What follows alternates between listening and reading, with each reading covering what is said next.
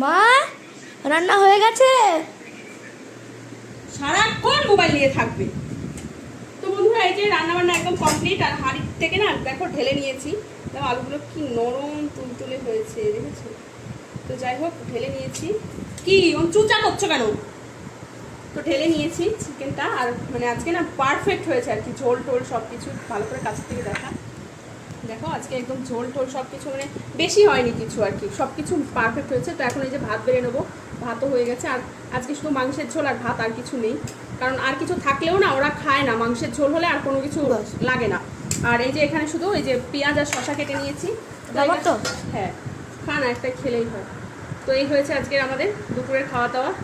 Launch launch launch launch launch lunch. আরে কিসের launch বলো তো? দক্ষিণেশ্বর ঘাট থেকে বেলুড় মঠ ঘাট।